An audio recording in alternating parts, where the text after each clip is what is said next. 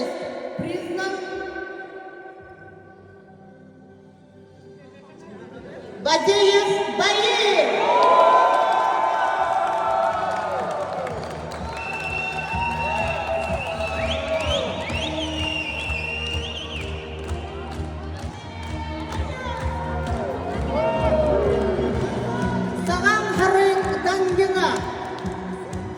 Игрок из команды села Кумгур Насапдаржиева Цепелба.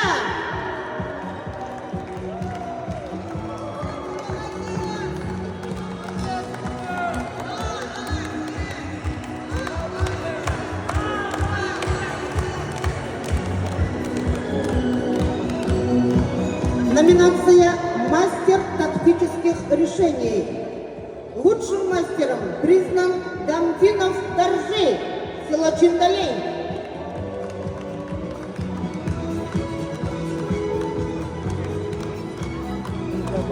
Так, снимаю. Я долго заряжала. Самому молодому тренеру заряжала. вручается Жамбалову Булату, село Кусочи. Нету. 21 год тренеру.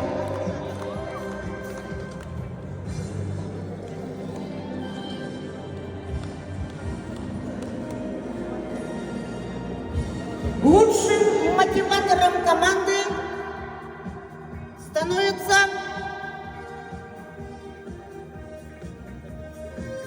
игрок из села Урдага Церинжапов Баир.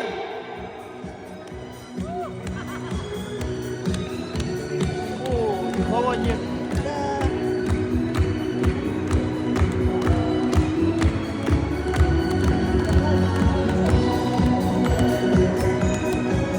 Номинация «Сердце команды» удостаивается Дабаева Бальжин, село Агахангил.